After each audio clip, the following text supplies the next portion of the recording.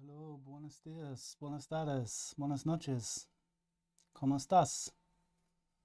Hope you're all doing good. I'm doing great. Ready to draw. Ready to draw. Hope everyone's well. You know the drill. Not even going to say it. Assume everything's perfect. Maybe the music is too loud though. Let's turn it down a tiny bit. So I never know quite where to put it because it needs to be loud enough for you guys to hear. Richard, mic muted. Mic is not muted. You should be able to hear me just fine. Let me know if that's not the case. Hopefully you can hear me. Can you hear me?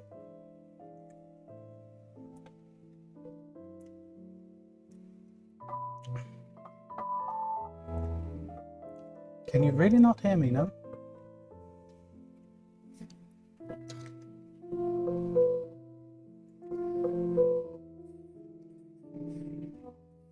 Can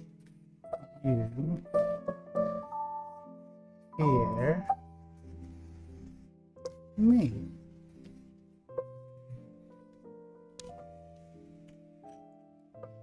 Mine is fine.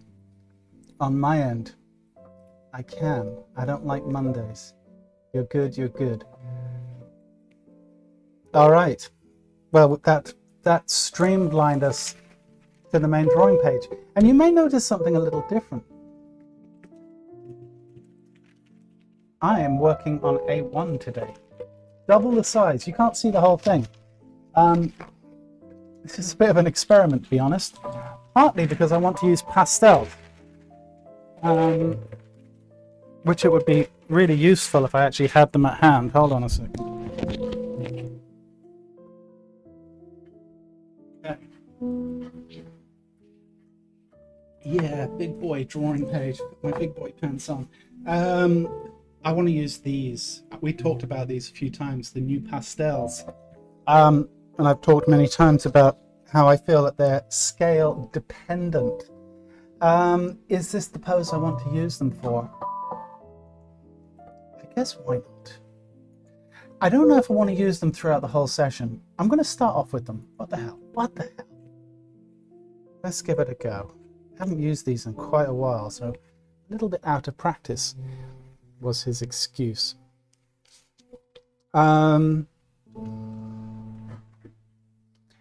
Anyway, the idea being that working this bit larger should allow for the pastel. Let's see. This is a huge experiment. Are those the legacy pastels? These are the legacy pastels. I have more, but they don't sell these. These are, as I've just said, these are Prismacolor new pastels. And they used to sell them individually. And for some reason, they stopped. And now you can only get them in sets. And I don't really want a set of colors I'm never going to use. So once my stash is done, like the General's charcoal pencils, I'll probably just end up stopping drawing at that point. Because, like, why would you continue? All right, I'm going to set the timer. I've got a feeling working with these, I'm going to draw faster, he said famously. Anyway, let's see what happens.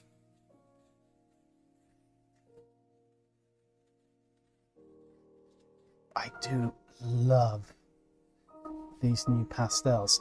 Now, that's not to suggest that my work is going to reflect that.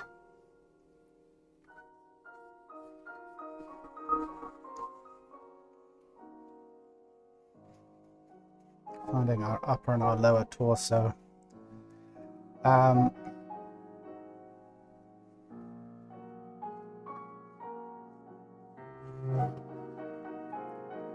So did pick poses that I felt had some dynamics to them. A1, for those who might need to know, is 23.4 inches by 33.1. Is it really that awkward a size, yeah? Okay. They couldn't just go 24 by 33. That would have been too much. Okay, so what we're really seeing here is the iliac crest, obviously, or the aces coming off the iliac crest. Let's find our center line. Just coming out about here.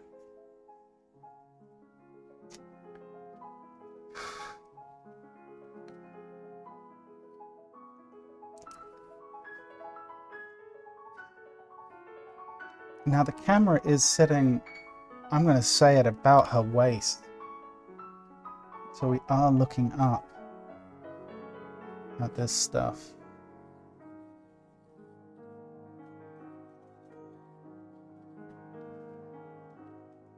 Okay, this is about here.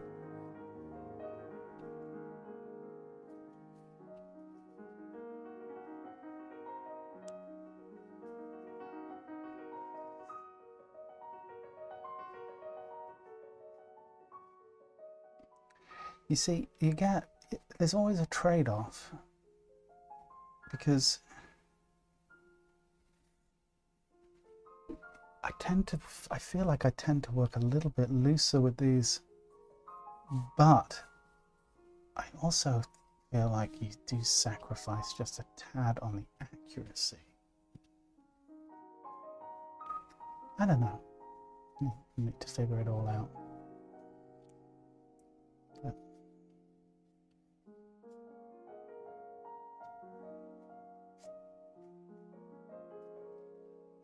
We've got that hyperextended elbow, which doesn't help the cause, especially at this point in the drawing. It just ends up looking like you can't draw. Now, I'm already seeing that my upper torso is way too short. Way too short.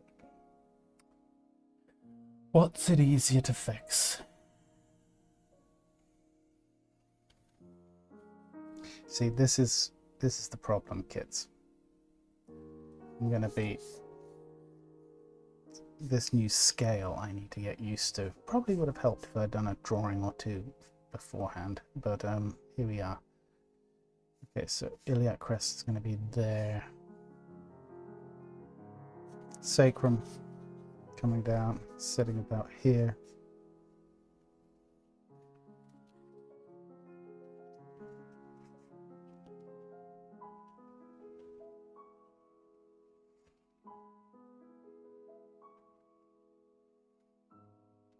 pectoral hanging there, breast coming out, sitting in there.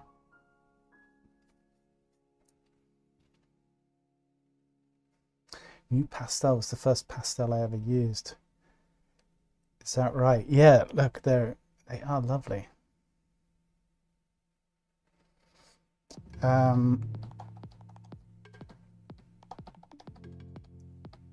When we get to the blending stage,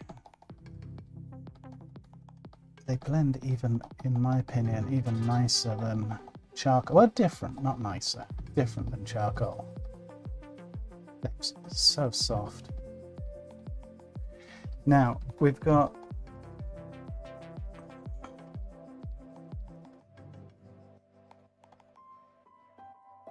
a hair. Let's see here.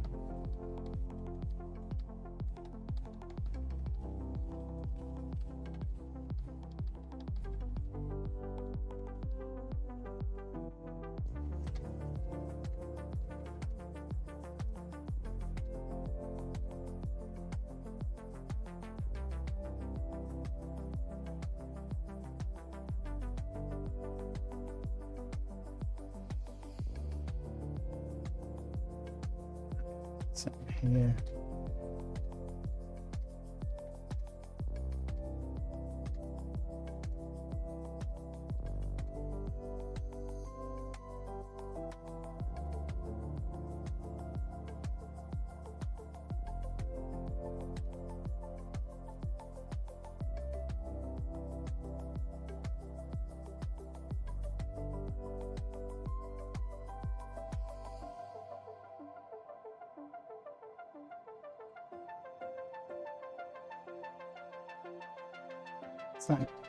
Okay, so this leg is coming.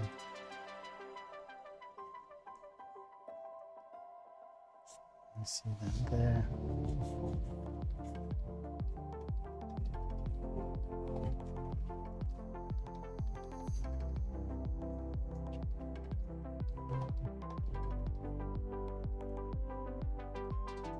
Richard, is it still in smooth newsprint? Yep, absolutely. The only thing that's changed is the fact that we're working with the new pastel. Is that movie poster size? It's A1. Apparently the dimensions are up above in centimeters and inches. Thorough. Yeah, like I'm going to be curious to work at this size for the charcoal too, which I might do for the next pose. Let's see. Right, let's get in some core shadow. As I said, this is all just a little bit of an experiment today. But there have been times, several times recently, where I kind of wished I'd had a bit more real estate, or to work larger. In fact, it was that last session that we did. When was that? Thursday.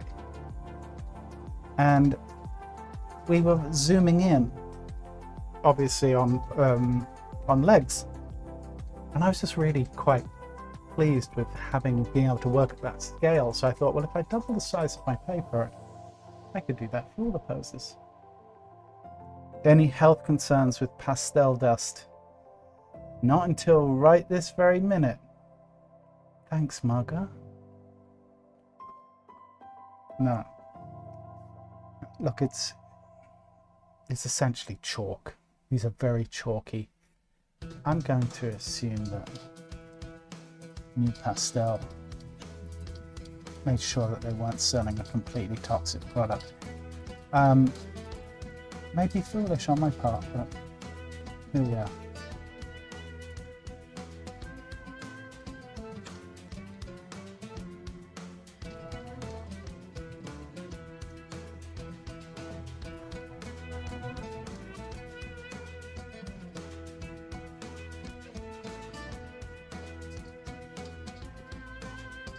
We've got a lot in tone right through here. I'm just going to block that in right now.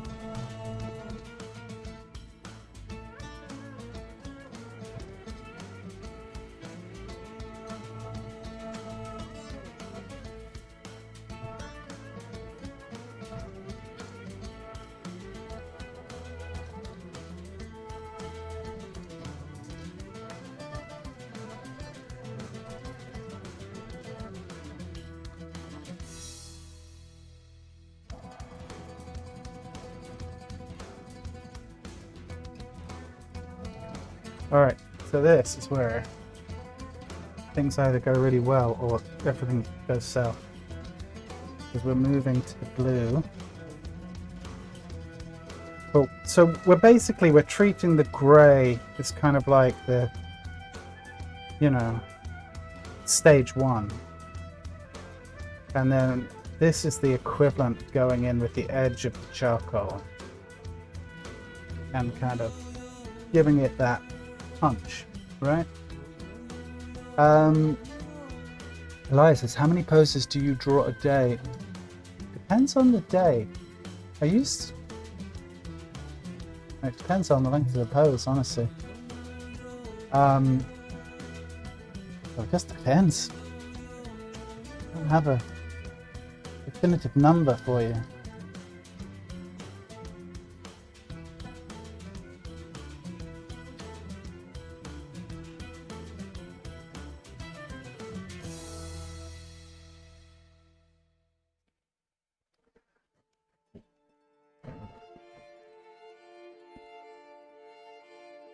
Alright, let's see now.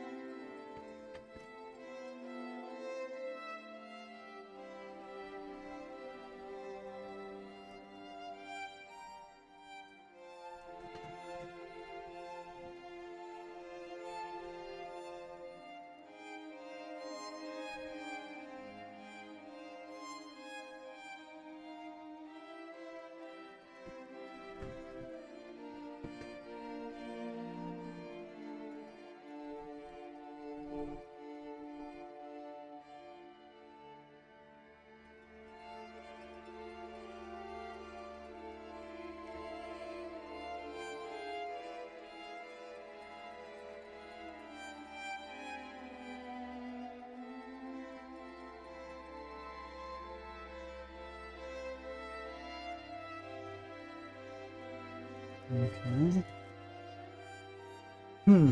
Interesting. I'll keep going.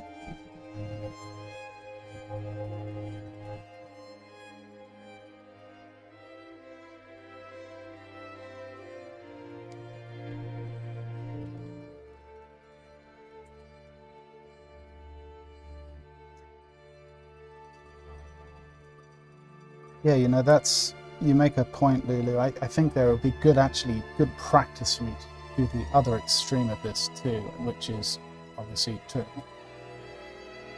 you know, do a session drawing at like A5.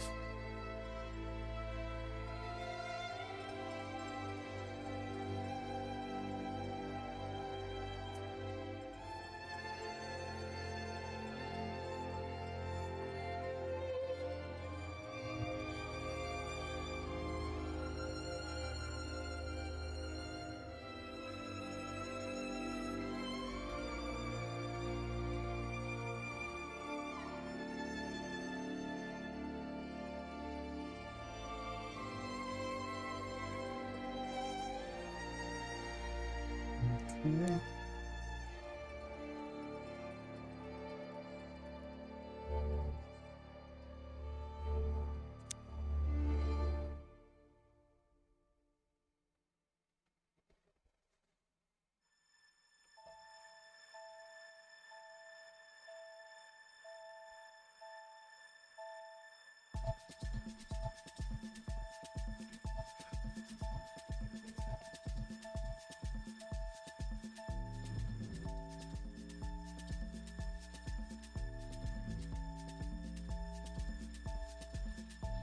Yeah. Interesting experience.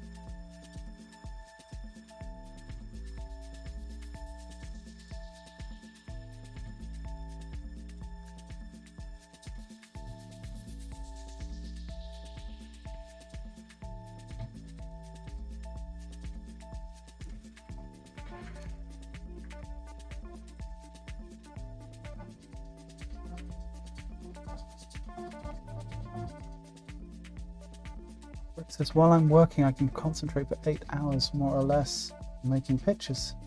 But with drawing, I'm only good for about 2 hours, and that's a bit of a stretch. I wonder what that is.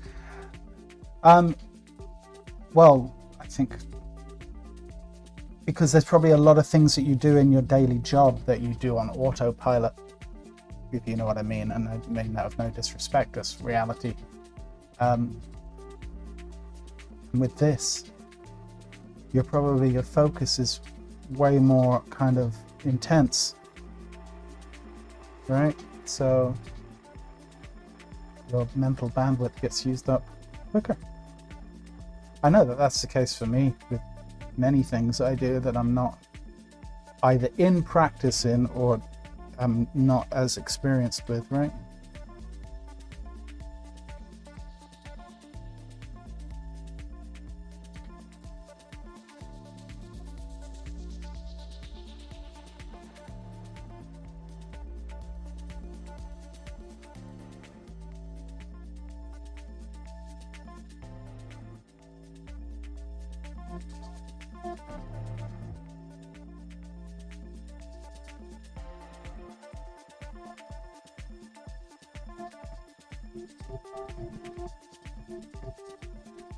I found like when I was working in animation, you know, drawing 7-8 hours a day, not, you know, tiring, but not a huge stretch.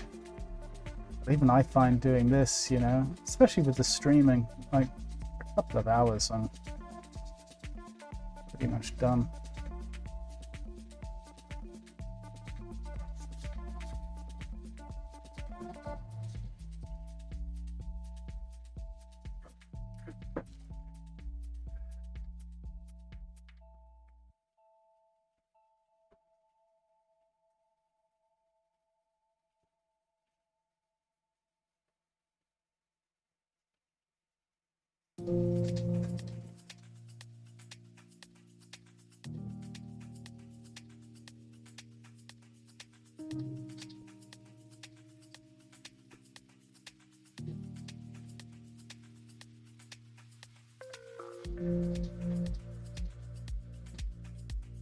We're at 17 minutes already. Yikes.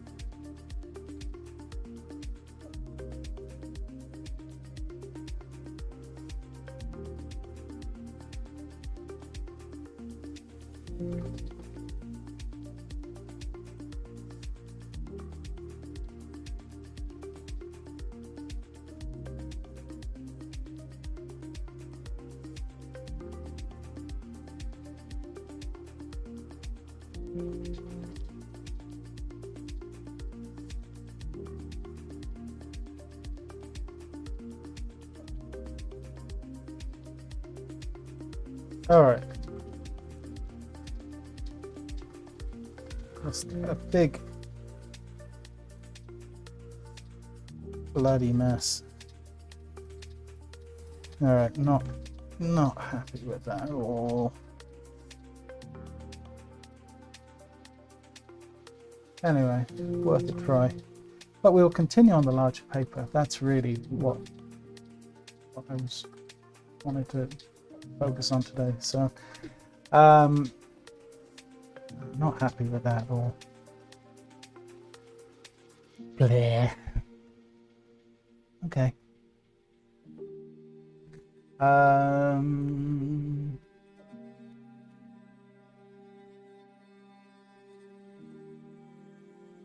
wonder if you are a little bit further away from paper, proportion would be easier.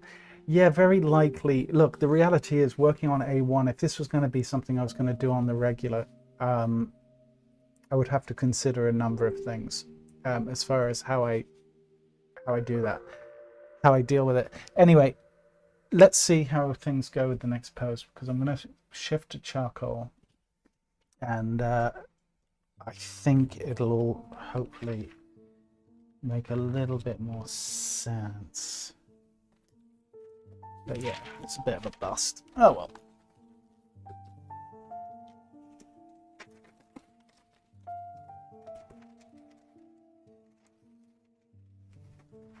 Okay.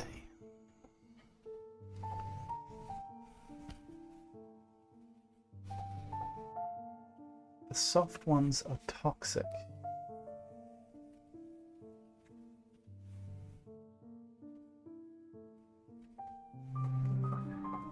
Well, I don't know if they are. Are they?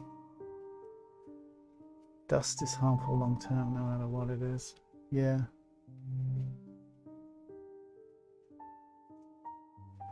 I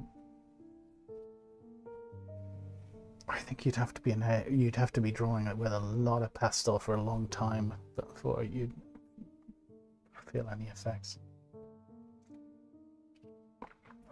That's a really nice texture. Thank you, Rufus. Yeah, like, look, there's stuff I love working with pastel, but not that pose.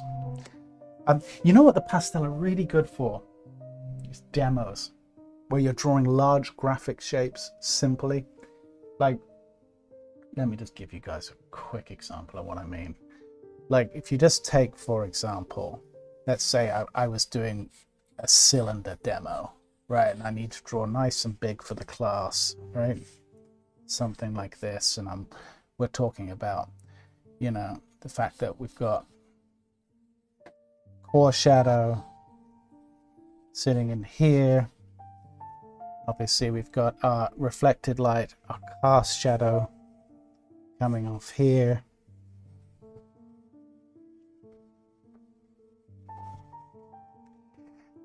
And you can very quickly, even just with that amount of material on the board, you can blend in,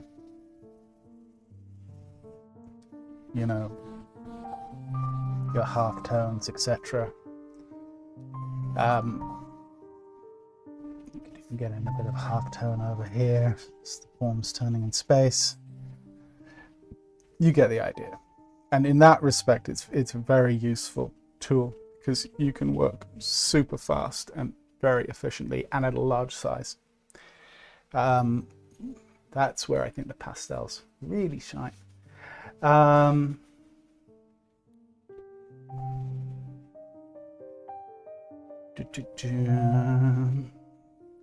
camera must need calibrating, because this pastel is blue, not green.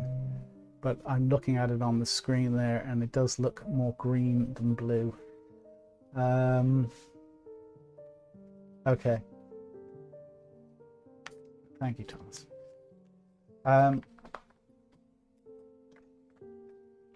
Take care, Elia. Glad the things are useful.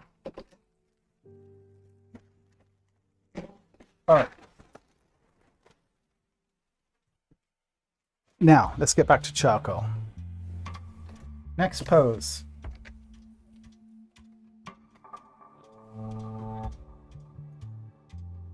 Here we go. Now we've got some serious articulation with the limbs. Well, is articulation the right word? It's very interesting design language choices and interesting pose. It's going to be harder than you think, so just, you know, be prepared.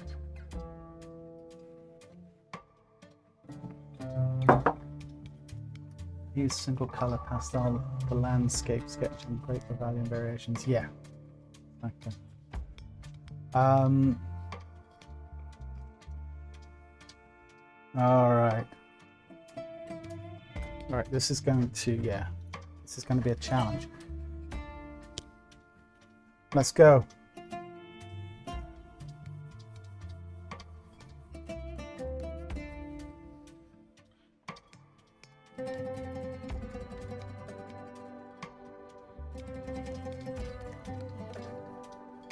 Upper, lower. Oh, reset the clock. Let me do that quickly.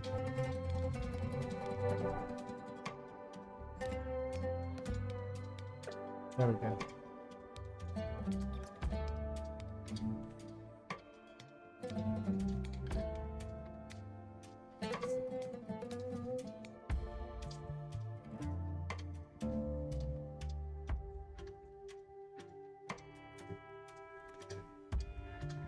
Twisty is one of the attributes I would say that this pose has. I really like this subtle dynamics and relationship between the upper and the lower torso. And then the arms are just bringing so much to the table. No, it's a fantastic pose. Inhale, crest is about there. Sacrum.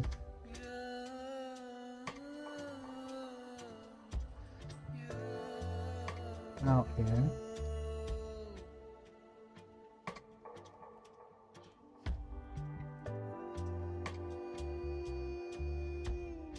Rib cage sitting in here.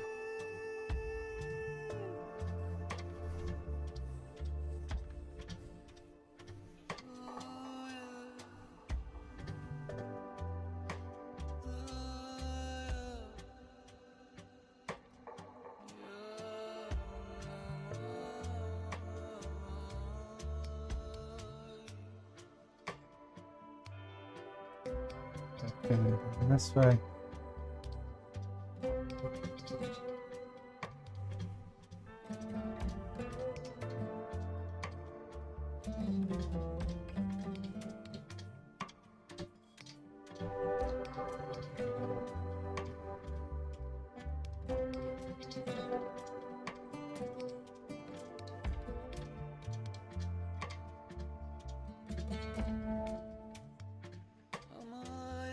Even great tension on the feet.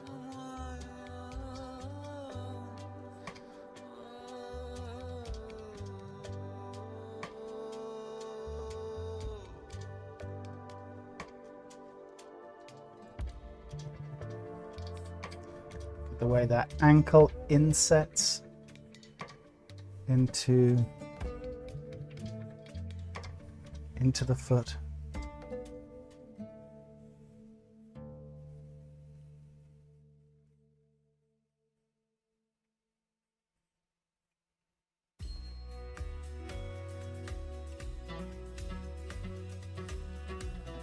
Keep blocking in roughly here.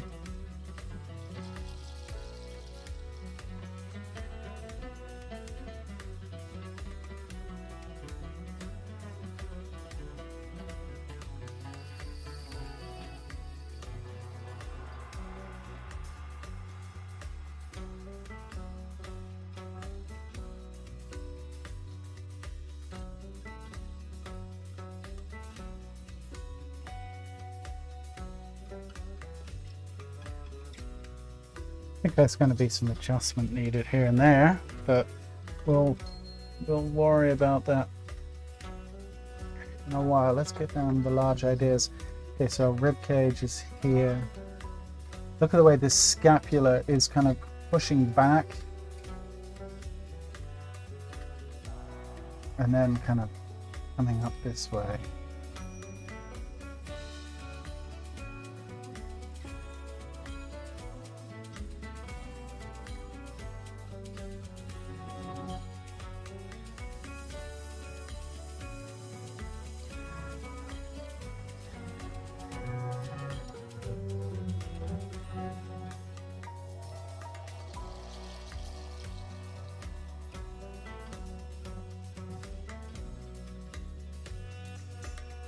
Okay, head of the humerus up here.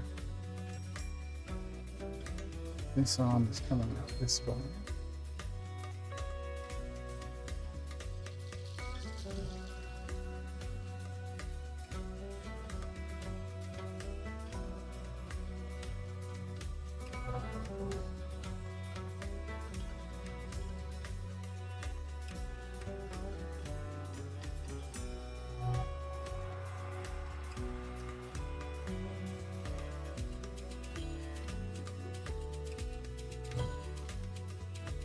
Say, drawing working this bit larger with charcoal. Yeah. Good.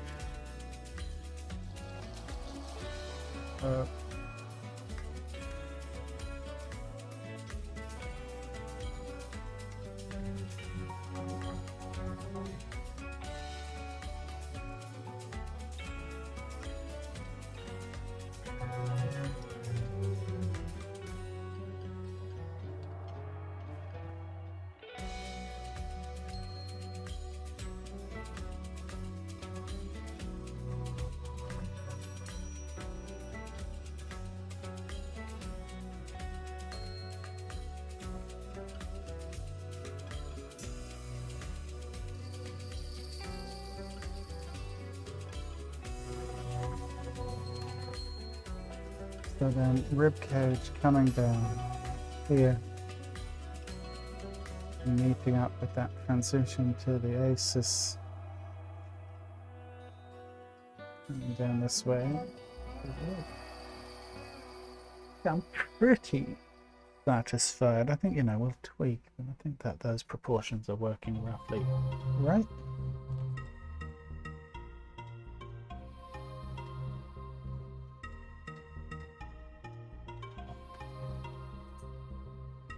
Trapezius. You can really see some clear definition on that trapezius there.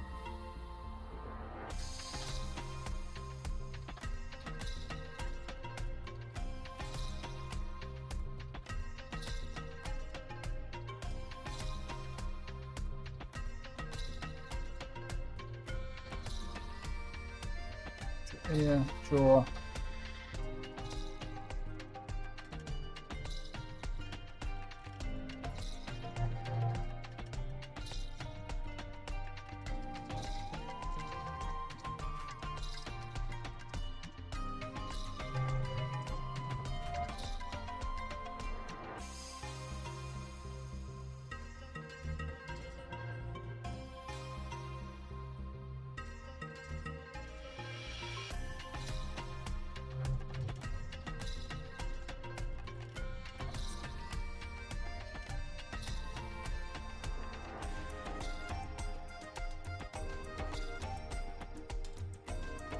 Something like that.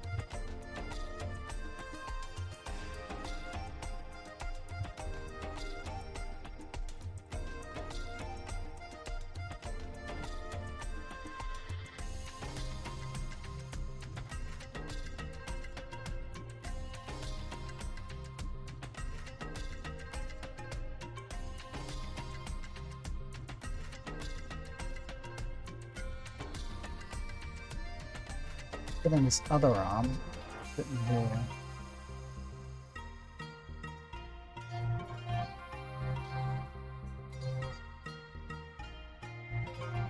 Coming down.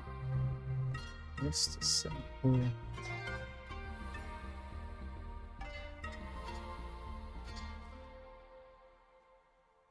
And that hand is going up in that direction.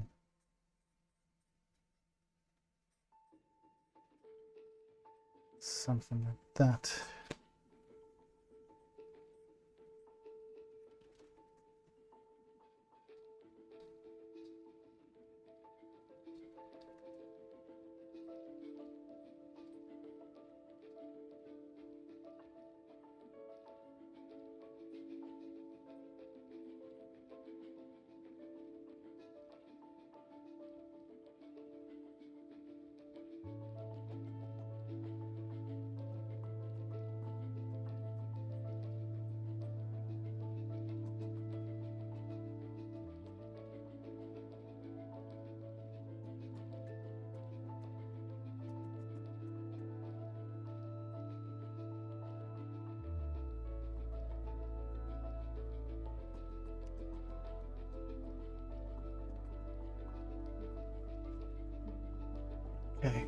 Let's keep going.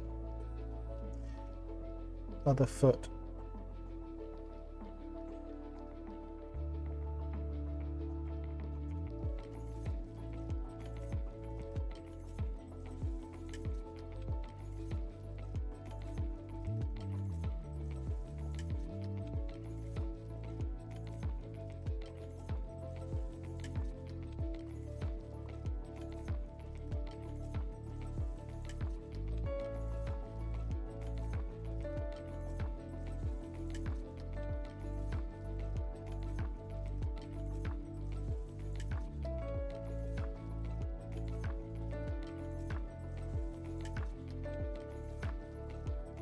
Thank you, Mario.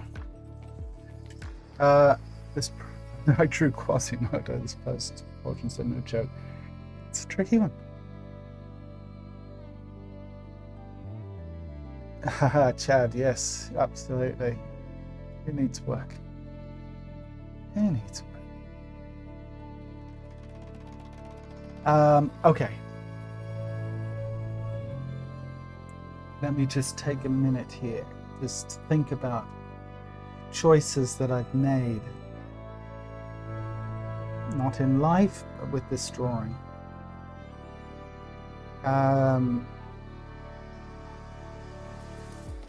Okay. Overall, we're okay. I think things will tighten into something, hopefully, that's acceptable.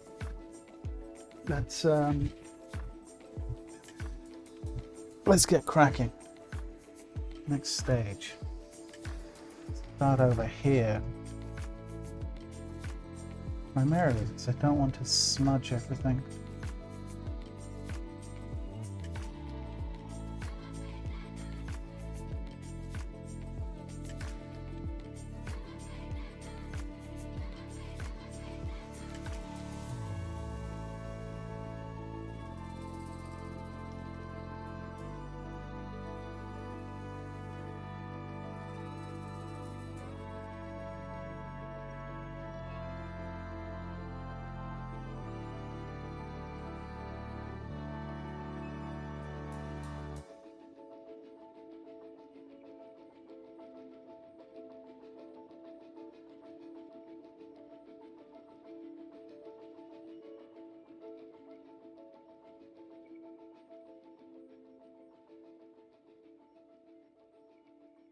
Definitely is an adjustment.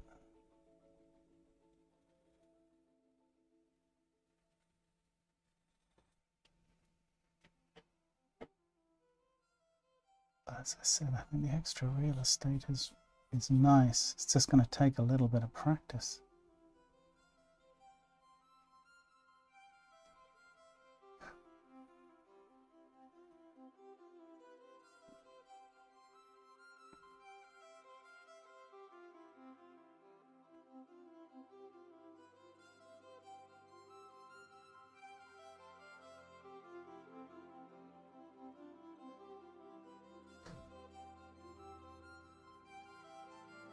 So now,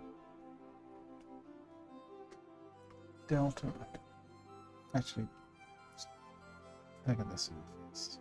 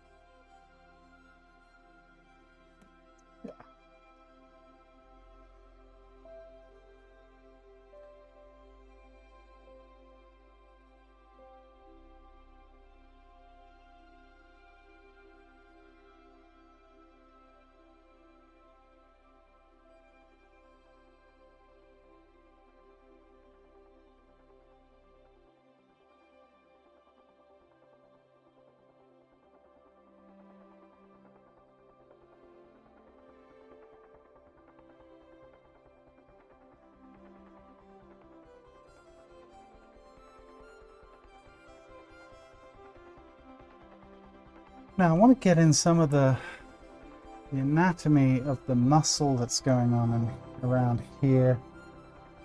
But I think I'm going to be doing a lot of that with light and tone, where the shadow. So I'm not going to worry about it too much at this point. I want to just be mindful of it.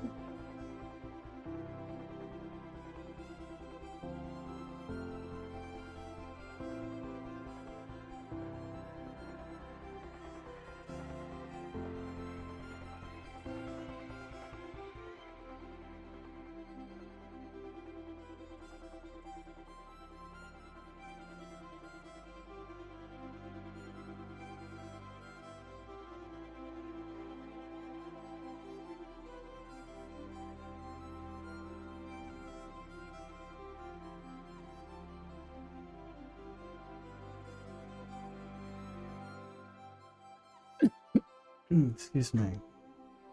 Remember these long passages, we've got to look for direction change at every opportunity. It's going to be a lifesaver when we're trying to describe these ideas and keep visual interest.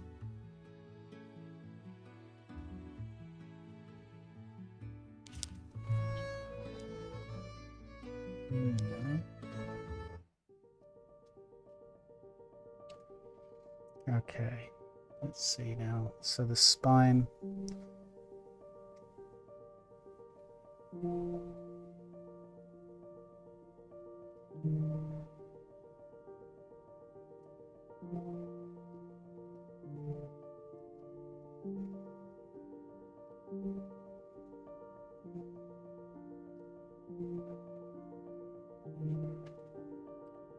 Yes, spine starts to reveal itself right around here.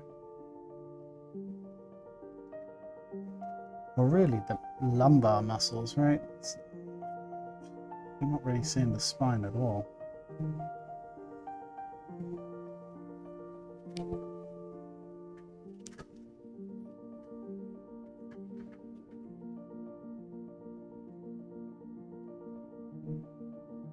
I think we're going to be going on this one for a while longer, guys. Probably at least another 10-15 would be my guess.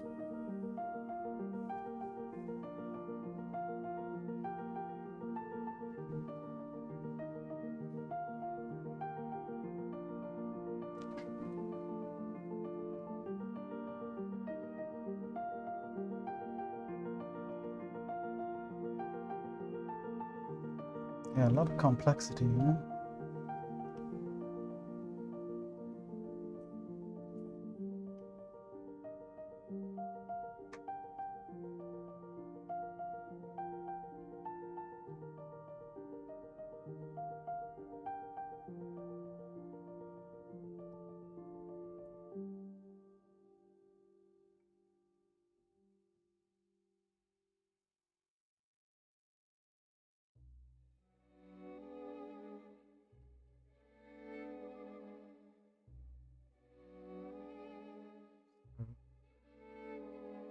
You can do that here, I think. Actually, this is too long.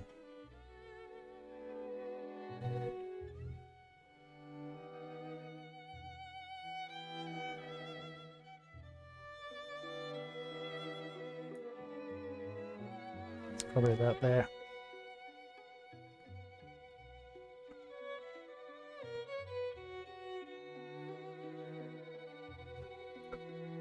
Yeah, give or take. Sorry, I'm not incredibly chatty right now.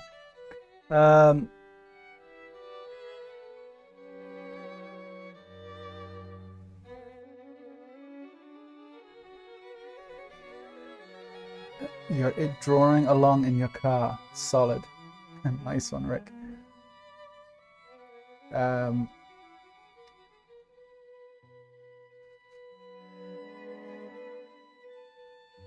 Okay.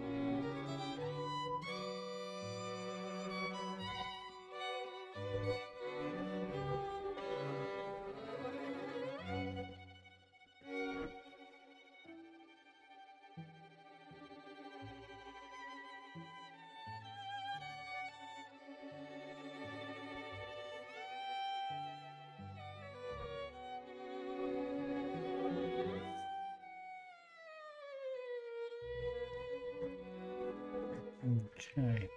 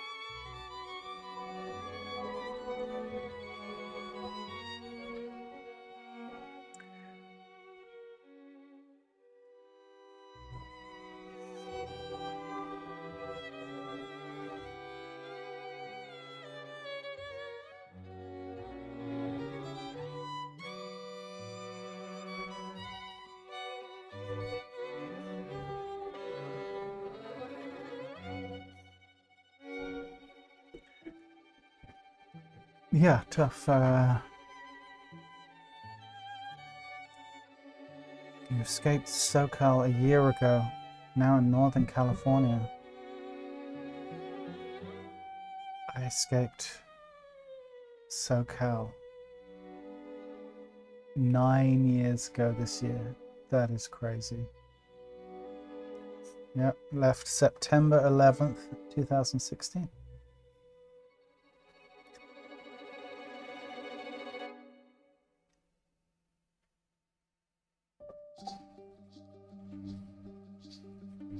This foot is actually about here.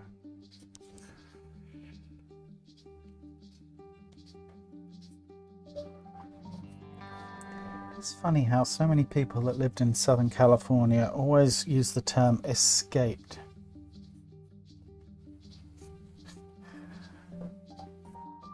Just an observation.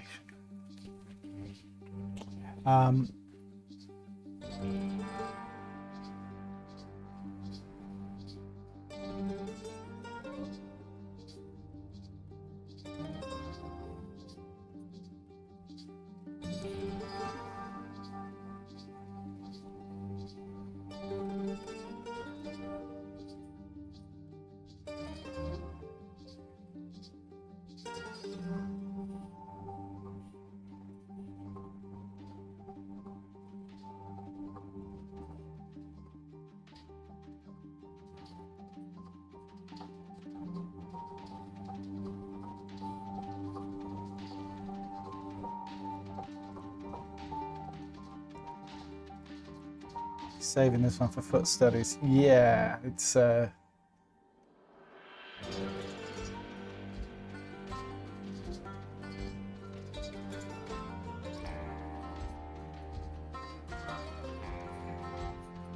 these feet are going to be a challenge.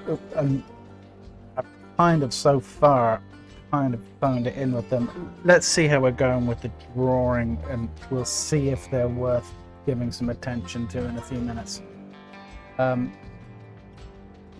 My spidey sense is starting to say this drawing will be abandoned before we get to a point where feet are worth drawing.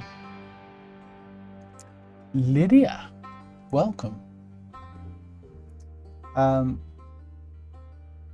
feel like you remember before, right? Am I right?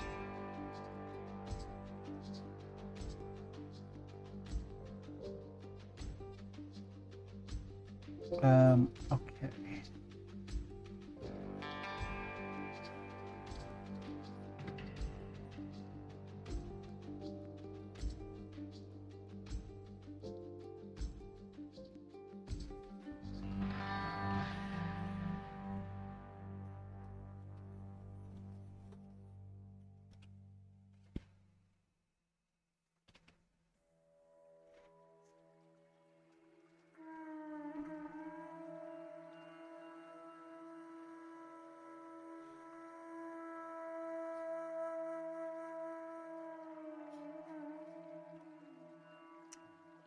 It's literally drawing off the page, which is a respectable feat considering the size we're working at.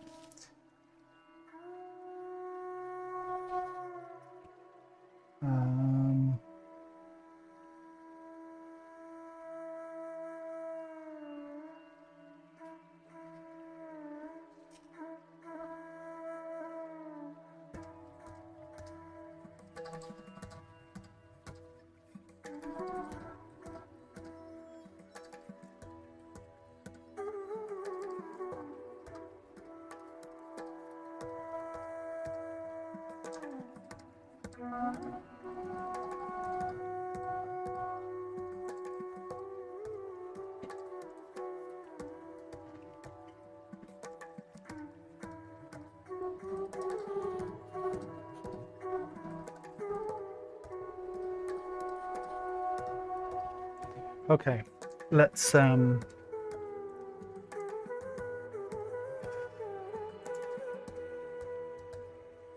you go. Well, welcome back, Lydia. Glad you back to join us. Okay, let's get in some shadow. As I said, I think it's going to help describe some form, because right now we've got a rather flat looking drawing, so let's see what we can do. Maybe we can salvage this thing after all.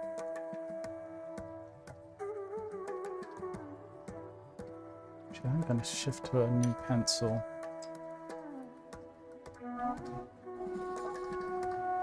Okay. So I can get in some slightly thicker core shadows.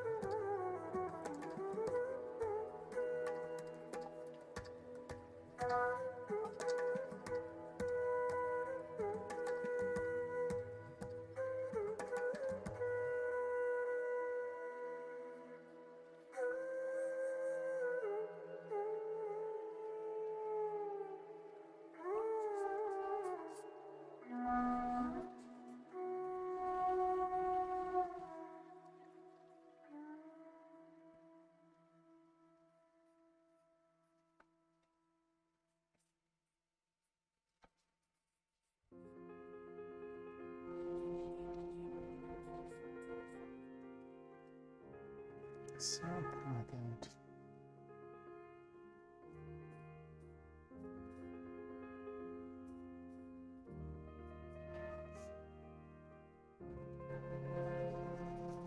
I'm actually going to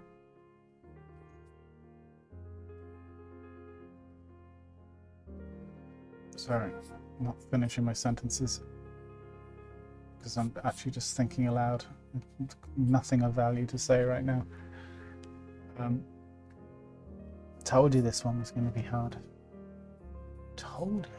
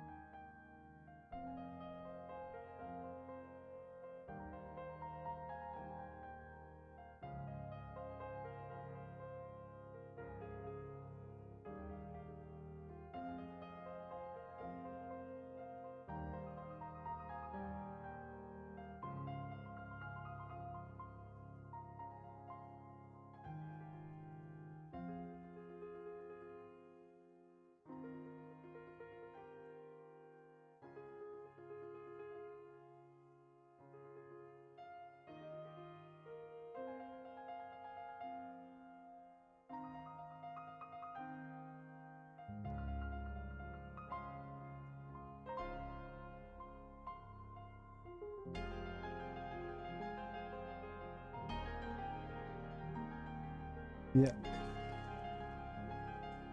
Pretty sure that this is not going to warrant spending extra time on these legs.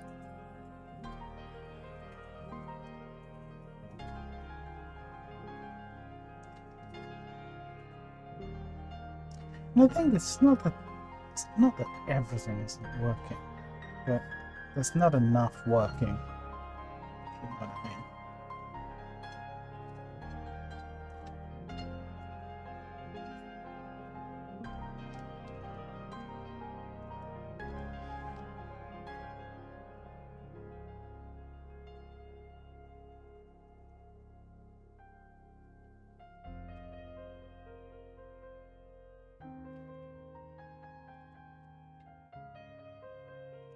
Thank you, Whitney. Almost bailed out on this, but kept going. That's where the learning is, right? You got it, man. Yep. Yep. Exactly.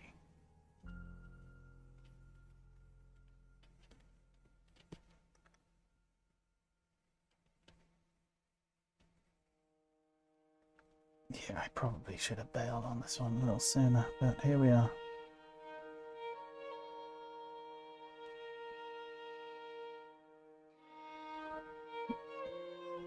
Buy us some Moses. Thanks, Rick. I appreciate it, man. You're a good dude. Yeah, well, you're not going to be too pleased with the next one, I don't think. This was the warm-up.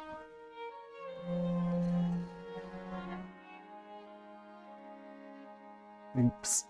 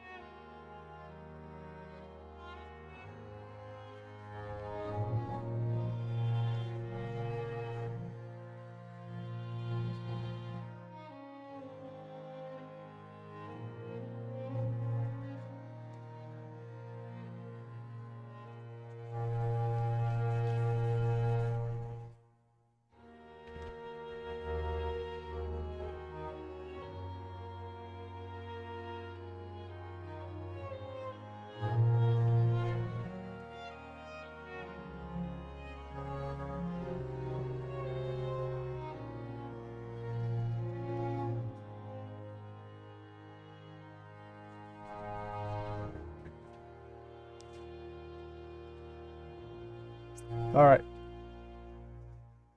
We're getting into polishing the pig's ear territory with this one. Yeah, getting ready to call it. Oh, good exercise. Pity. I'm gonna blame drawing bigger. Yeah, I know. Sad but true.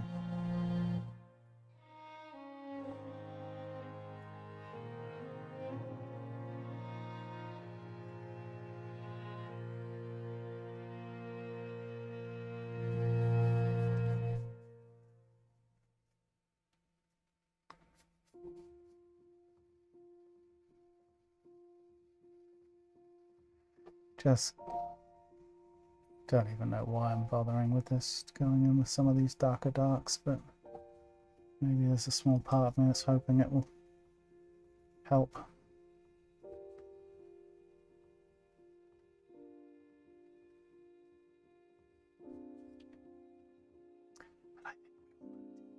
That's not the case.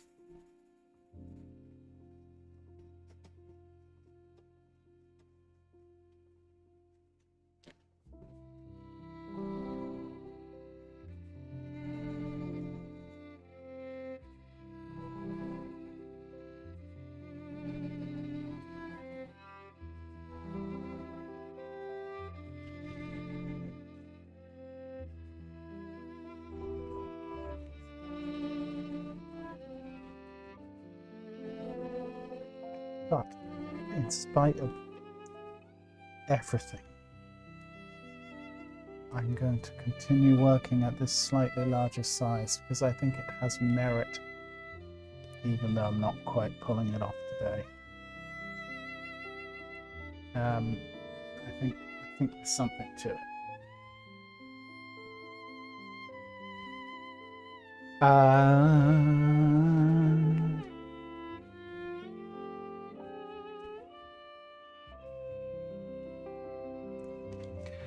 We could, if we cared, just go in and, you know, just pop out a few lights here and there, but it just really isn't really worth it.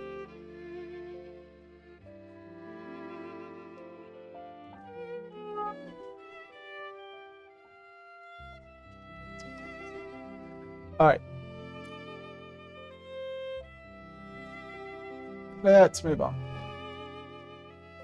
37 minutes of my life I can't get back. Oh well, we'll consider it practice.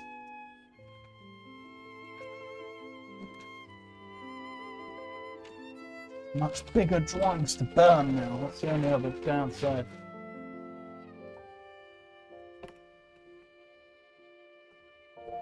Let's straighten that up. Okay. All right, let's look at this next pose. Okay, so I am going to turn this huge board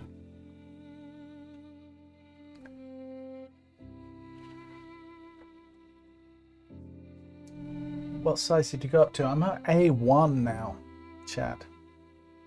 Stupidly.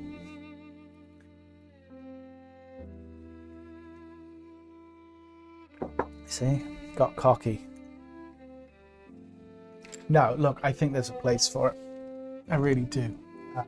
But it's obviously it's twice the size I was working at. And it's just going to take a minute to get. Excuse me. Yikes. You see, there's the original size. Now, can I even get this whole thing on camera? Probably not. As good as we're going to get.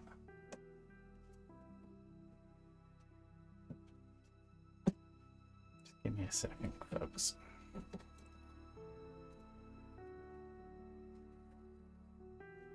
So maybe we should lose that light on it or not. It's a bit yellow. That's fine. It's fine. Alright, let me reset the clock.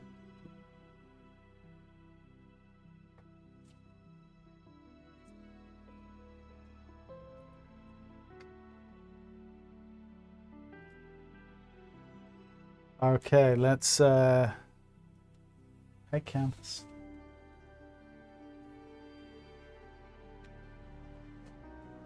Alright. This is good. Okay. Let's check my pencil situation with 3 in. Let's move on to the next one. Actually, I'm just gonna once again just give my hand a quick clean.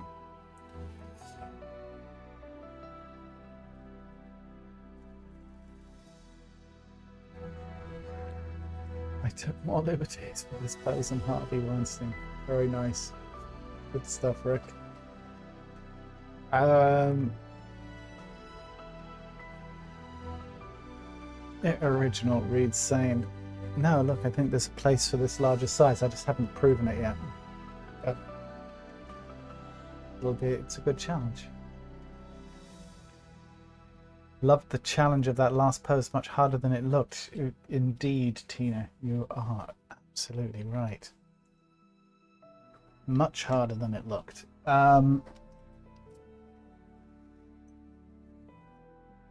Okay. Let's reset the clock. Let's go.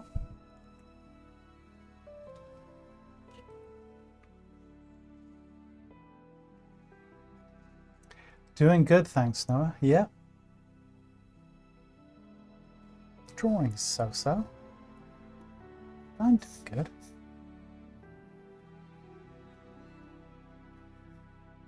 Okay, that's going to be my rib cage-ish.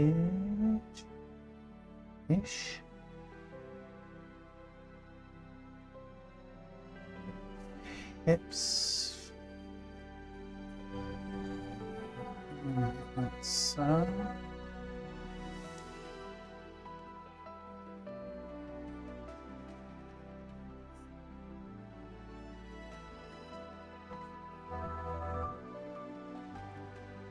Get this in the ballpark.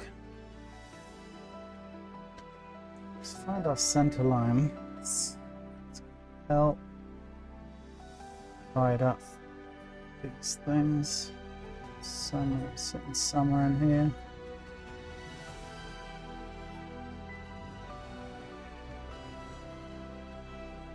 Something like that.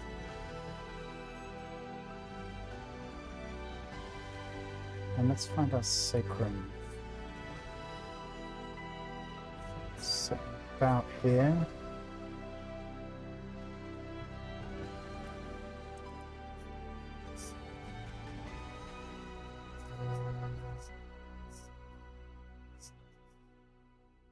Something like that. I'm feeling rhythmically from this line here of the glutes. I'm feeling rhythmically there's a line that kind of comes out this way. So I just want to get that in, get adjusted within an inch of its life, but it's there on some level.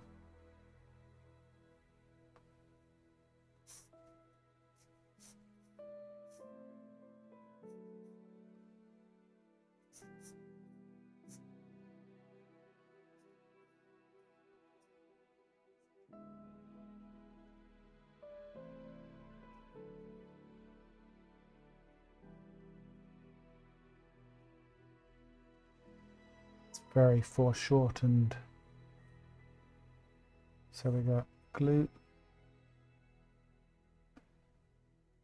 coming into the hamstrings in there, and that's going around this way. It's obviously super foreshortened going away from us. Then the calf, kind of almost like a teardrop coming towards us.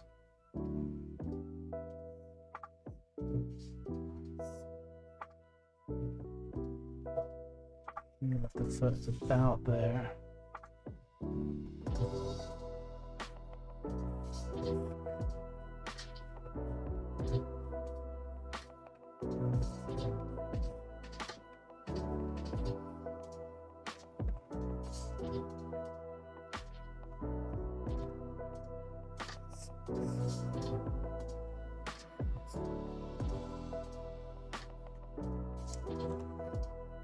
Once again, sacrum. Iliac crest is coming up this way. And we have the crease there with the rib cage and the iliac crest, right?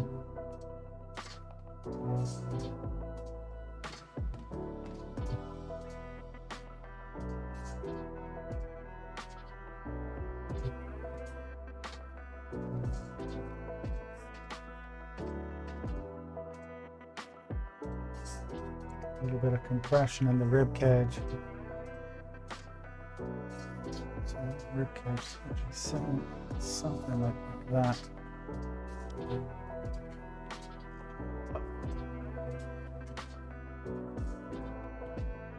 Because if we look up, like, you know, her glutes are there. This elbow is about here.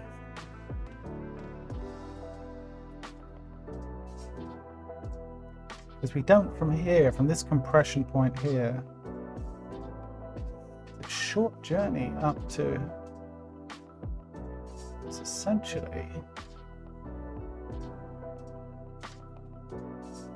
tricep down sitting in here.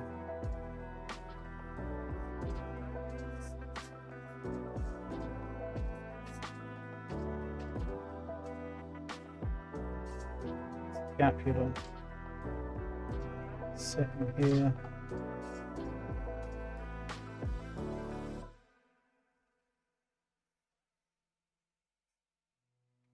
Interesting pose.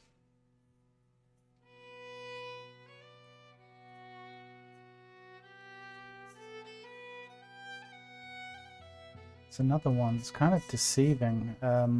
Just overall proportions and measurements in this region.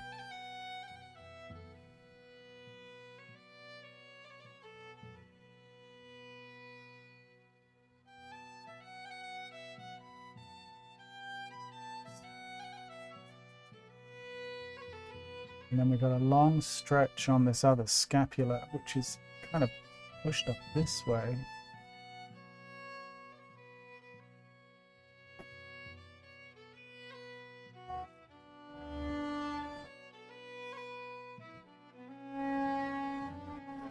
Trapezius.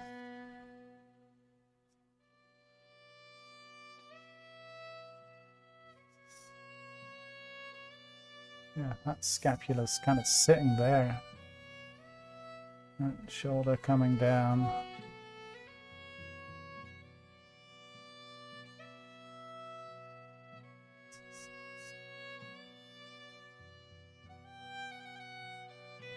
Mixing there.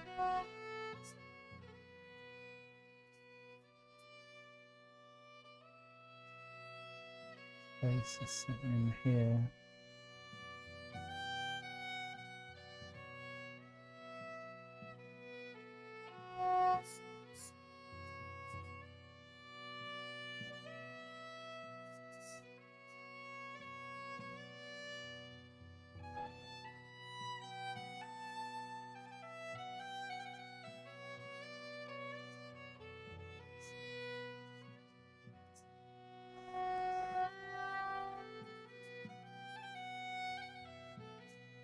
Really? Drawing off the page at this size?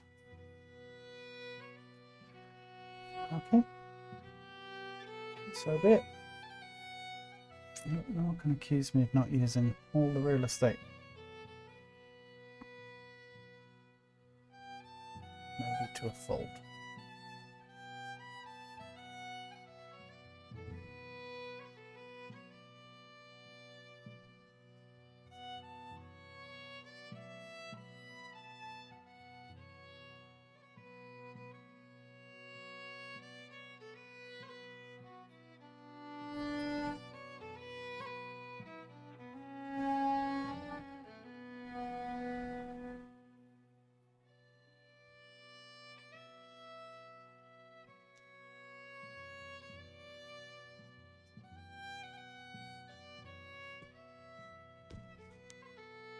Alright. Hopefully we can make this work. Or we might all be talking about that one time I worked big.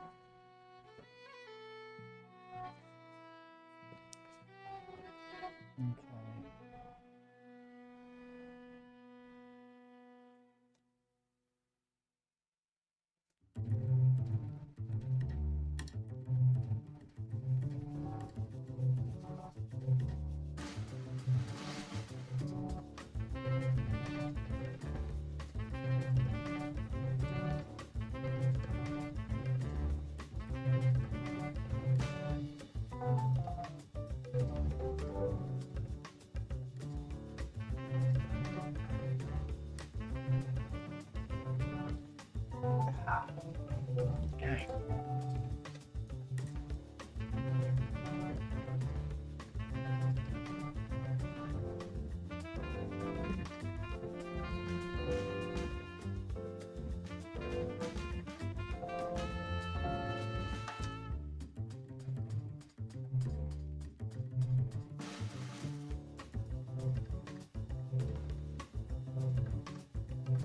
All right, let's go.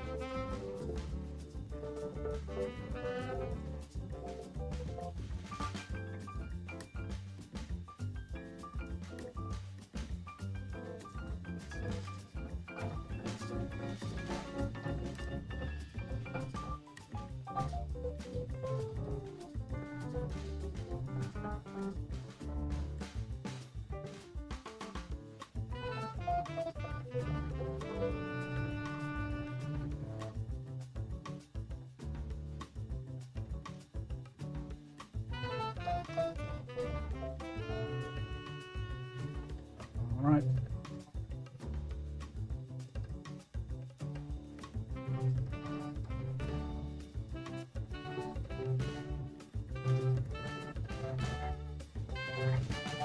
Daily Doodle.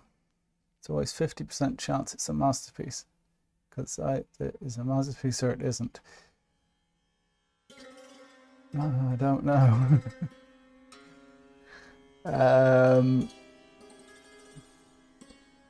When you draw, do you normally feel pretty content with the work you do, or do you find it's more of a 50-50, where some drawings you're okay with and others you're not? I would say that the contentment rate is probably at about 10%, would be my guess. About 10% of the drawings I do, I'm kind of okay with. I wouldn't say it's much higher than that.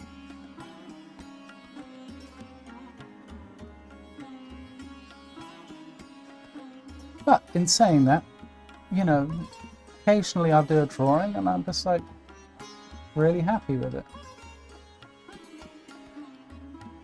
I also do find that there are drawings that I can really dislike after I've done them, and then I'll be going back over files like, you know, a few months later, and I'll be like, you know what, that drawing's actually okay.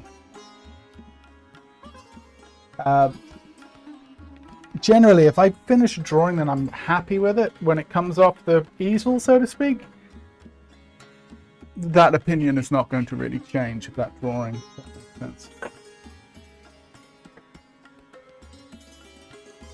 Generally speaking.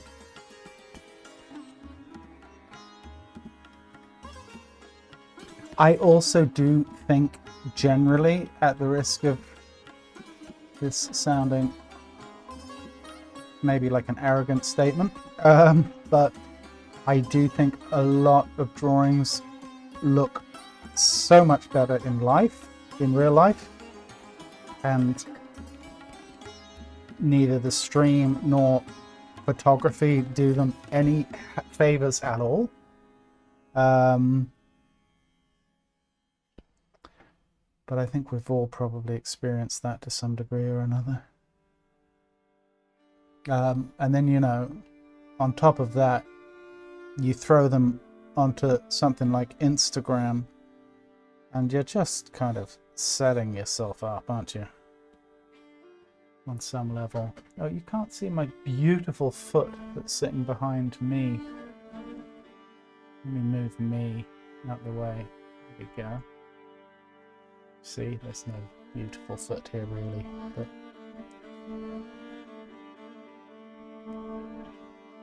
could be one day.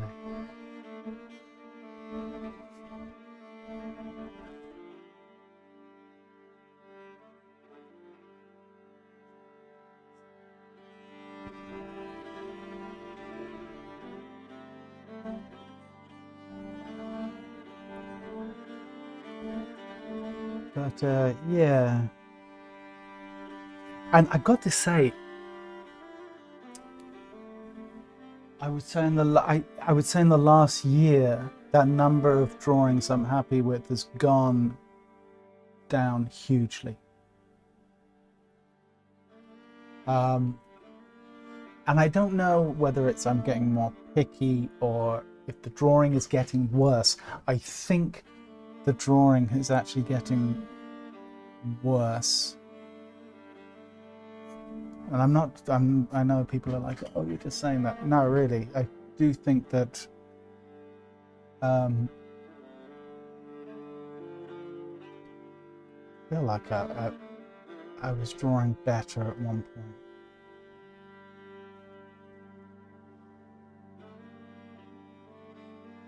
And I don't know what to put it to.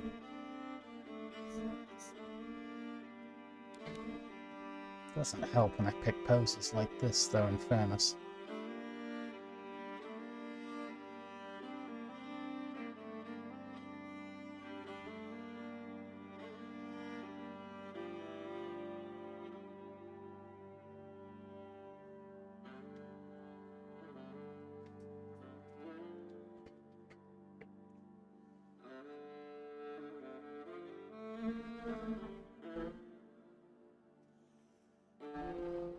Right, we have a really long passage.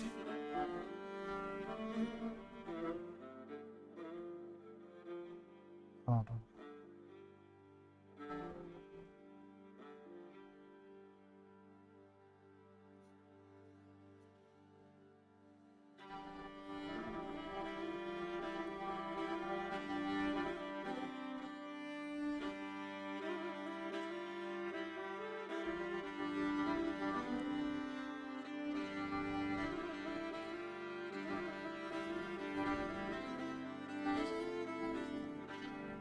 So, shoulder comes in here and then into the scapula, which was to some degree in the right place, sitting in there.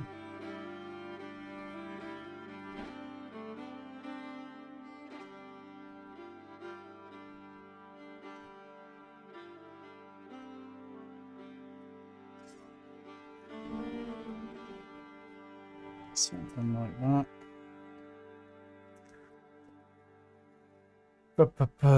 Yeah, this is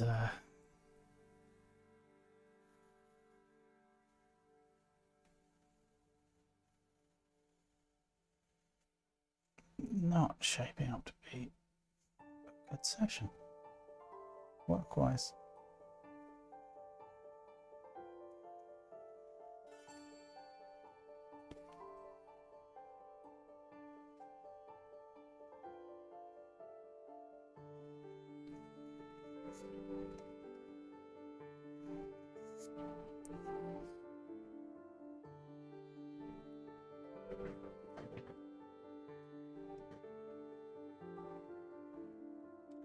Where do you store everything? I have, you can't see it, and I don't have an easy way to show you.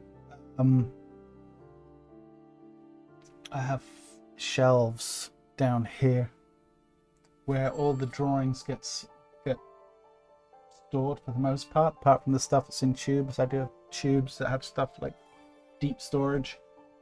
But yeah, doesn't really require too much in the way of storage. There's quite a few there that need to be organized and potentially gotten rid of. Insert Etsy store plug here. Yeah, I'm not even happy with the stuff that's on the Etsy store, if I'm honest. Not a great advertisement for it. No, look, I think there's some here's an interesting thing with Etsy, or just drawings in general that you sell. For me, diagrammatical drawing is really where my interest lies. And what I mean by diagrammatical is really focusing on creating a drawing primarily with line, right? We add tone to these drawings, obviously, but we do the diagrammatical stage first. And it's, for me at least, the bones of a good drawing are in the diagrammatical stage. You can tart something up with light and tone, right? And you can make it fancy and all the rest. But for me, as I said, I think for me, I get far more excited about a good diagrammatical drawing than I do a good tonal drawing, just the way I am. So I've got a lot of diagrammatical drawing for sale on the website, on Etsy. But people generally, the public generally want stuff that is got a lot of light and tone, a lot of shadow, all of that. I get all of that. But I don't have much of that stuff on the Etsy store. Most of the stuff I have on the Etsy store is diagrammatical. And yeah, I don't think people care for it as much. So there you go. Just an observation.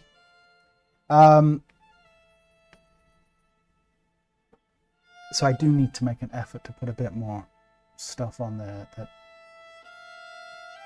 you know, falls into the category of tonal.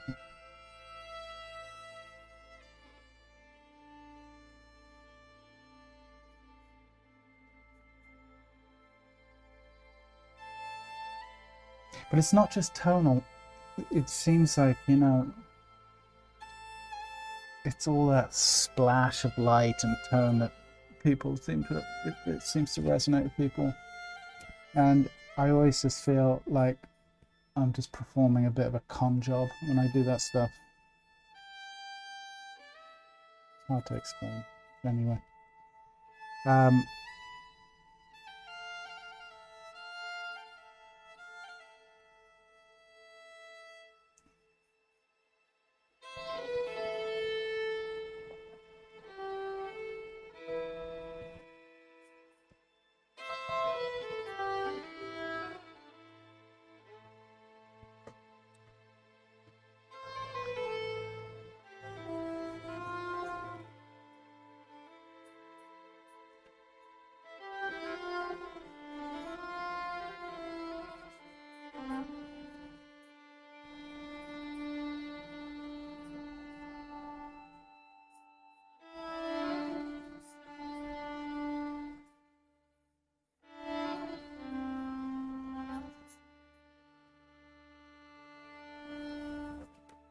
All right.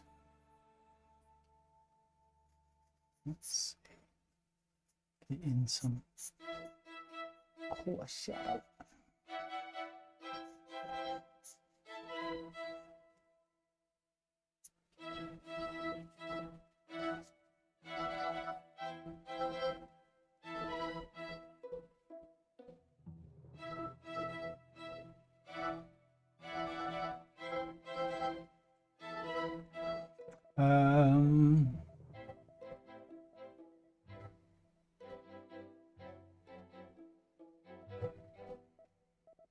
Sorry, I'm just catching up.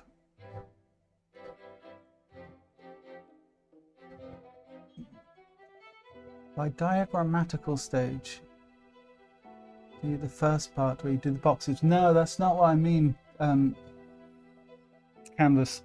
So this right now is a diagrammatical drawing. And what I mean by that is there is no light and tone being used to describe form, right? There's no shadow being used to describe form. Yeah, I'm starting to put in some core shadows, but by diagrammatical, I mean it's in its purest sense, it's essentially a line drawing, right? A tonal drawing is where you start introducing shadow and light into the drawing to turn it from a diagrammatical drawing into a tonal drawing, if that makes sense. Now, in my case, every drawing starts as a diagrammatical drawing. Not every drawing becomes a tonal drawing. Some do, some don't. There are some artists out there that work straight into tonal, right? They kind of internalize the diagrammatical stage of the process, so to speak. I personally feel like there's always a bit of a compromise when you do that, but some people do it quite successfully and it looks quite good. But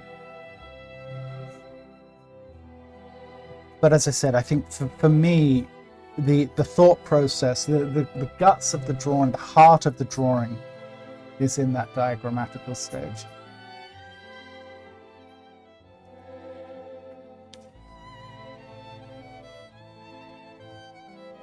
So right now, as I said, we're in the diagrammatical stage. We're starting to get into the tonal stage, only in as much as we're starting to show where a form turns from the lit side of the form into the shadow side of the form, right?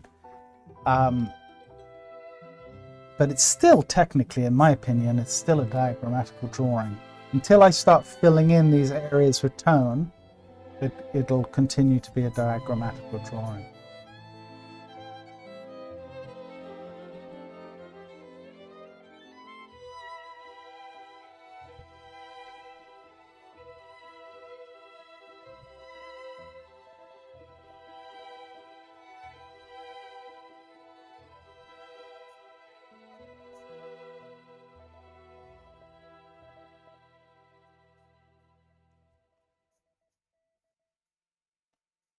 Wow, we're already at 26 minutes.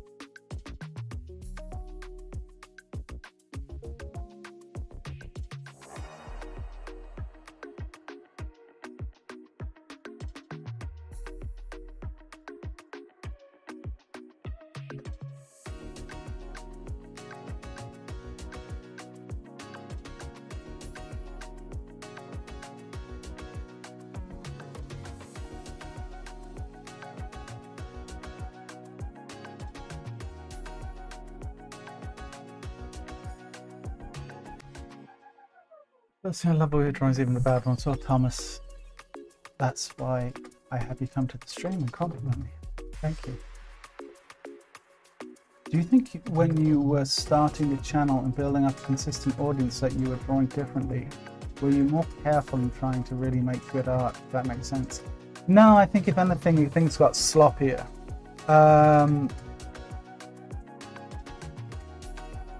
I absolutely, when I started the stream, I think I draw about 10% weaker, let's say, on the stream. And also it's like, you know, like I'll give you like a small example, and this is going to sound like such a cop out, but for example, you know, got everything set up today, plenty of time, and I'm making like it's 10 to 5. I'm making final adjustments to my camera, right? And I notice that the camera that down here is frozen. I'm like, why is that frozen? That doesn't make any sense. Never frozen before. So then, you know, you make all the fixes to finally figure out, like, okay, now it's unfrozen, reset the camera kind of thing. And then the top one was frozen, right? And I don't know if this was an update since OBS, like a quirk, whatever. But literally then, like for the 10 minutes before I came live today, I'm scrambling to try and get 2 cameras, which I think are working fine. And were working what felt like they're working fine half an hour before the stream started. I'm there scrambling to try and get these cameras to work. So my point being is, that's just one example, but then you come onto the stream and then you've got to kind of just suddenly go zen and get into a drawing mode. It's really hard to get your brain to switch gears, you know, from headless chicken mode, trying to fix a technical issue that you don't even know why you have a technical issue, to suddenly, oh, now I'm drawing and I'm going zen into drawing. Pick your poison on any given stream or any given week. There's always something that kind of can throw a cog in the work, so to speak. So when I sit down here and I go live, it's never quite like I'm just in the zone. A few times it's happened, but yeah. So there's always something.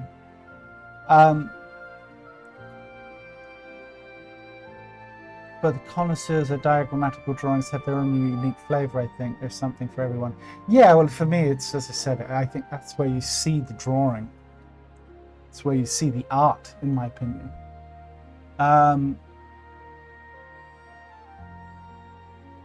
If this was a tonal drawing and reflected light from the podium on the head tush, would do me in really complex light. Well, we're going to put some light on her tush now. Maybe you were drawing better technically once upon a time, but now you inject your own experience of life and maturity into it. Shows beautifully this matters. Thank you, Phoenix. Well, I think that there's probably a place for both. It's one of the reasons why I want to get more into the painting side of things. On the stream as well, although let's, you know, that be announced. But I also like the idea of a little bit more quality and a little less quantity. You know, like I've done some drawings on the stream or not on the stream, which I'm very happy with, which I think would have made great, or could still potentially make great paintings. But like, for example, I did last year just on the stream alone, I did something like 475 drawings, and I'd much rather have 10 good paintings to show for that time. Does that make sense? Yeah, anyway. I don't want to be, I don't want to seem like I'm being all down or anything or dire. I'm just observations.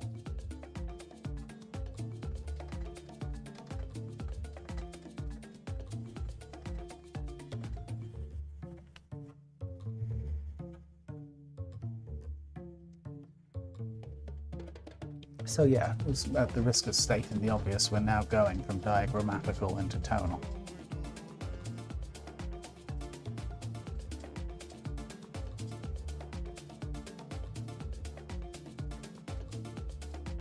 But you see, for me, there is no point in doing a tonal drawing of a bad diagrammatical drawing. If your diagrammatical stage isn't correct, you will never salvage a drawing with tone. That can't happen. So you better make sure that your diagrammatical stage is correct. And it's usually, for me, when there's a point in the drawing will come where I realize that my diagrammatical is not where it needs to be, and I realize I'm polishing the pig's ear, so to speak. And at that point I lose interest in the drawing and ultimately end up abandoning the drawing. Kind of where we're at with this one. So yeah, an interesting thing.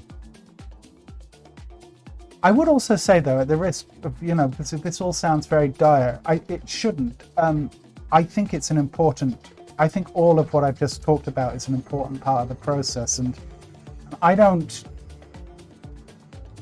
get too attached to a bad drawing either. It's like, and I don't get too attached to the fact that I spent time making a drawing I'm not happy with. I think you just, in that situation, you just have to move on. You just like, okay, bad drawing happened. Not a big deal. Maybe I learned something from it.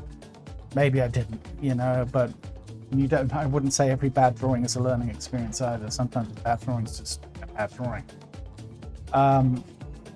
But I don't get too attached to the fact that I made a bad drawing. It's just like I think I haven't made a single decent drawing tonight. By the time I literally turn the cameras off for this stream, I will have forgotten all about it and really don't care.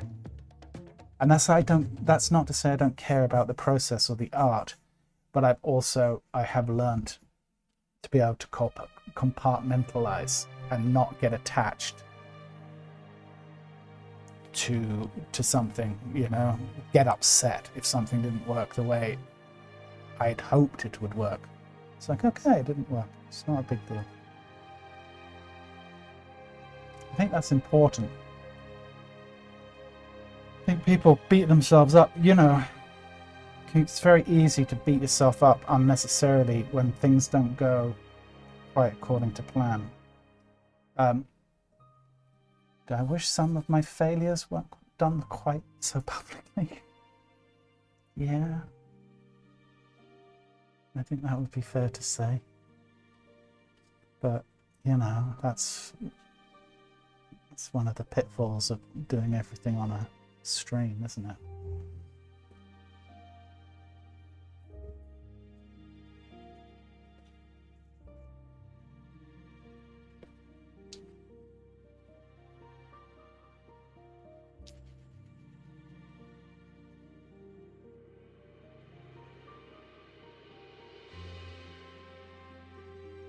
All right. Yeah. Like the last drawing, I just don't think there's any value in continuing with this one. So we'll move on.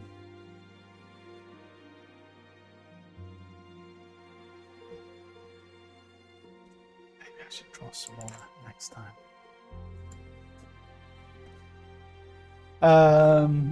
All right. Next week's post is headless chickens. You know what?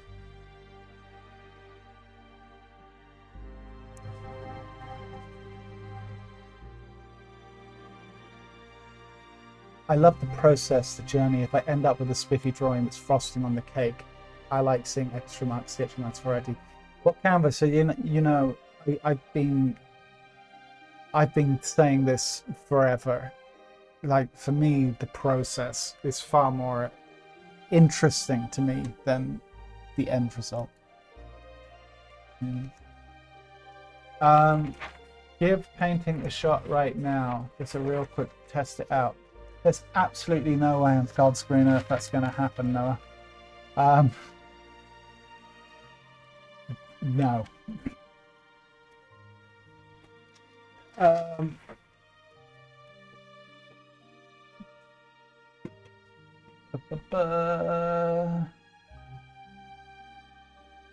Richard, I fixed quite a few drawings on digital despite having had zero idea back then how to do diagram drawing. Yeah, look, things can be fixed digitally. I tend to not do that for a couple of reasons. Firstly, I can't do it to some degree, especially if it's a drawing I'm going to end up selling, because it's kind of misrepresenting the drawing. And secondly, I do kind of feel like it's cheating a little bit. Rather the drawing to stand on its own merits, good or bad, you know?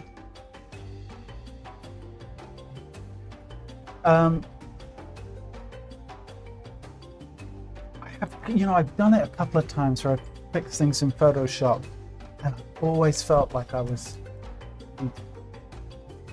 Now, if it was a production drawing or something, for a studio or whatever, 100%, of course, I'd be doing this whole process digitally. It's one of the things one of my pet peeves. Okay, little quick rant. Is when you see people throwing on Instagram Reels or whatever they do, and they're drawing something digitally, like figure drawing, and it's sped up, time lapse, but you can see that they're basically masking things out and then cropping it or changing the size or the scale of it or whatever, to get it in the right place, and then kind of drawing over that and carrying on. And I think it's the biggest freaking cop out in the world, and I also think it instills terrible habits if you're trying to learn to draw, because you're not going to learn by doing that. So you're much better off having a bad drawing than one that you've gone in and used the free transform tool on in Photoshop up. It's like, who are you kidding? And if you're only doing it because you want to post it on social media for the likes, then you've lost all of my respect. It's like, come on.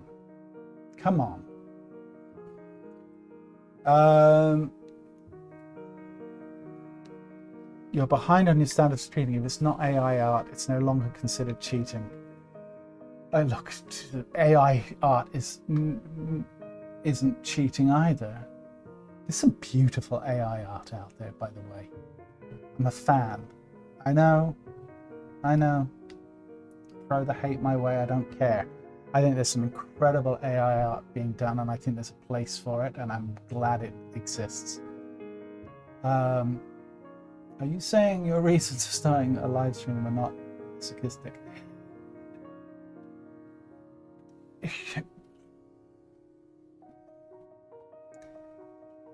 There are times it feels like masochism. But for the most part, I get so much out of doing this stream that I wouldn't change it for the world. Good drawings, bad drawings, good sessions, less good sessions. I'm in. I don't care.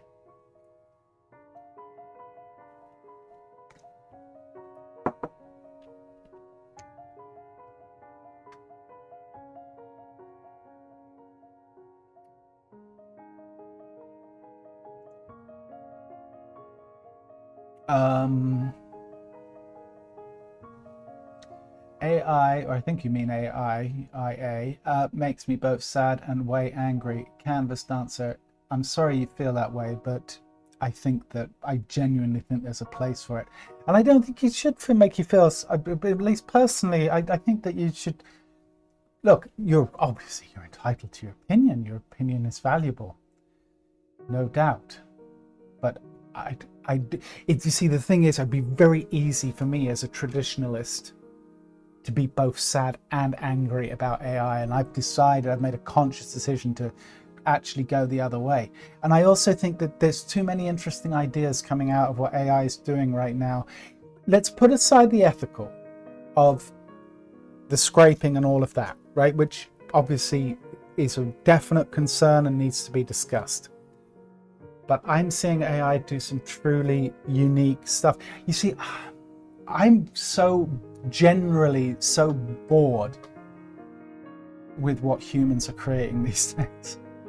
Generally speaking, I see so little that gets me excited that I'm just glad something's coming along and stirring the pot, frankly. Especially in arts like animation and the likes. I haven't seen an original idea in 20 odd years. So I'm very happy that AI is coming along and kicking us up the arse a little bit and showing us that there's new ways of thinking. If you don't use the lasso tool, you're not using digital, right? Well, yeah, but like, come on. I'm a fan of pencil or paintbrush against hand against paper or canvas, not iPad or computer. Look, you don't need to convince me. I agree. And even though I've spent most of my career working digitally, you know. Lydia Scott Art, admit I use free transform all the time. I like to take advantage of the tools when using digital, but I agree that you learn much better without. Okay, well, Lydia, you know how. Okay, we have 2 poses left and very little time.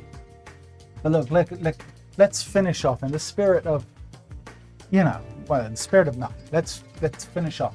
Let's do a 5-minute pose for this next one, and then let's see. Maybe the next one will be even quicker. 5 minutes. We are switching gears here, seriously. Straight into gesture.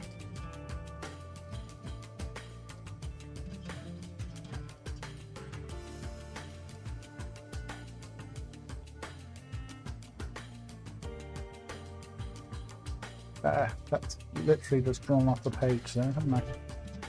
Okay. I need to think about how there are some things I need to think about for the next stream as far as how I sit and work with this size paper, because I can't be drawing on a huge piece of paper and then literally having it come off the page down here.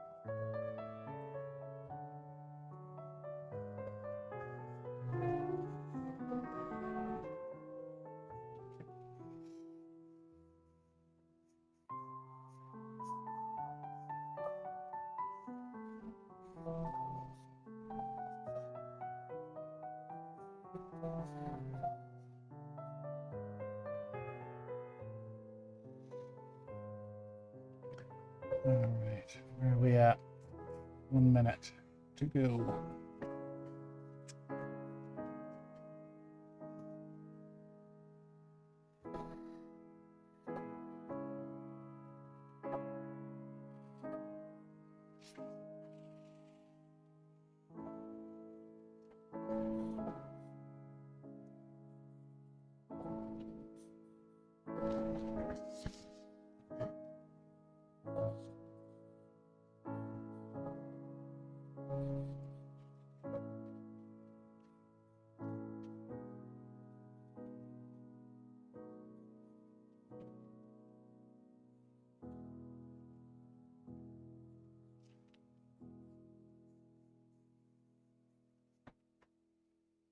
And that's our 5.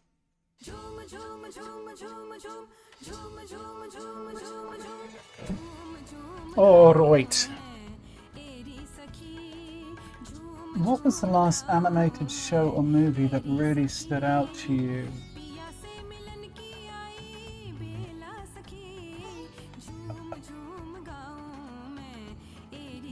You know, I'd have to think about that, Thomas. I really don't know.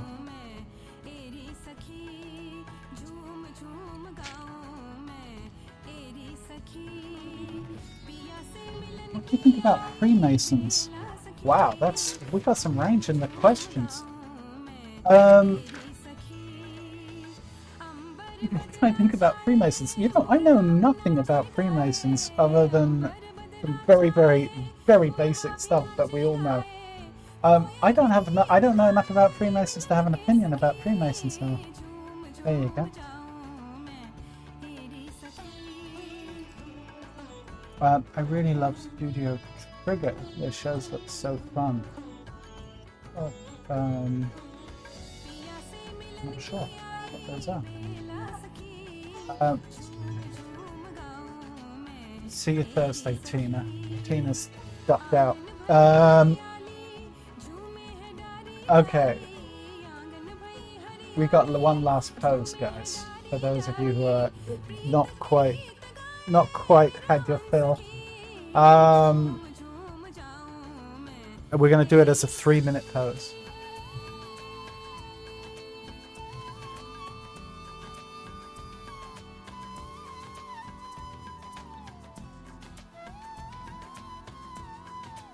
Thanks to Botticelli and Grammatical Drawing. Big thank you to you. Thank you, Phoenix.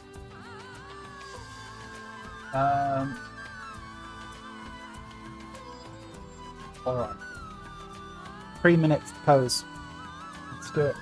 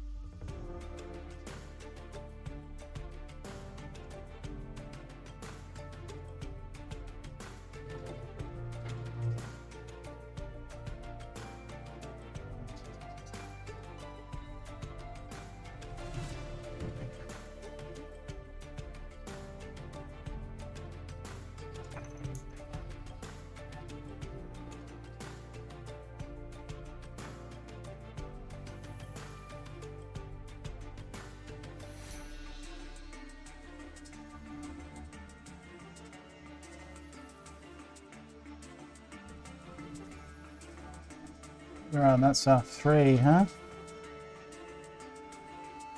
Okay.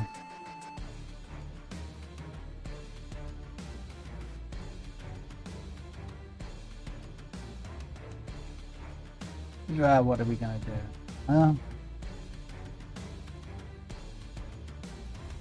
Feet. It's a little bit more time there.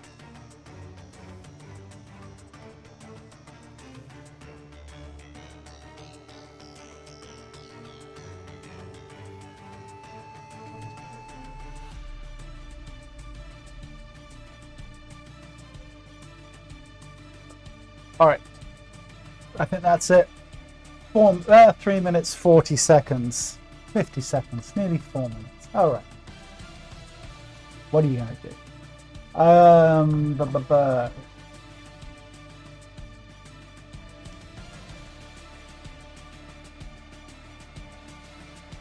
I think a really underrated animated movie is Red Line. Something about it was great. Visual soundtrack story. Okay, yeah, I haven't seen it.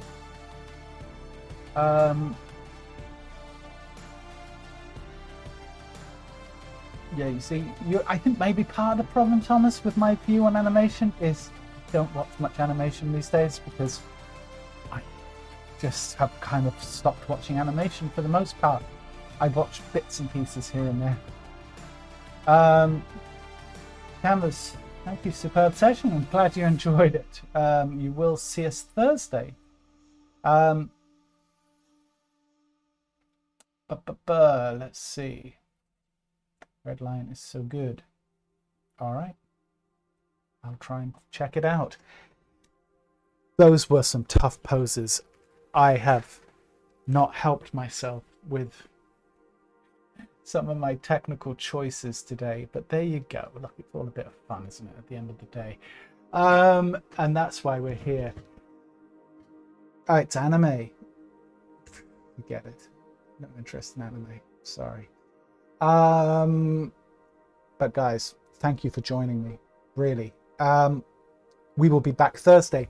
Thursday we will not be doing full figures. We are going to be focusing on something. I haven't yet to decide whether that's going to be hands, feet, or something else.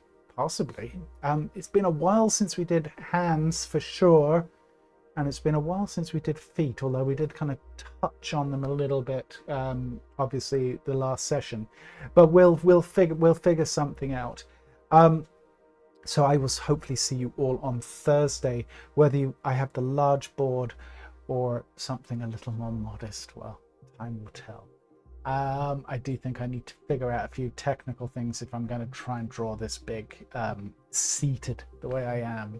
I'm kind of adding a lot of extra challenges for myself, but you know, it's worth trying these things, right? Guys, that's that. Thank you once again for joining me. Do me a favor, if you would hit the like button, it would be appreciated. Apparently it helps. Feet. I like feet. That does sound wrong, Doodle, but hey, look, to each their own. Love the large side drawings. Well, I'm glad you did, Lulu. I think there might be a reason I was drawing at the other size. Let's see. I'm not sure. I haven't given up on it, but let's see. Anyway, guys, I'm rambling. Get out of here. I will see you all Thursday. All right. Take care. Bye.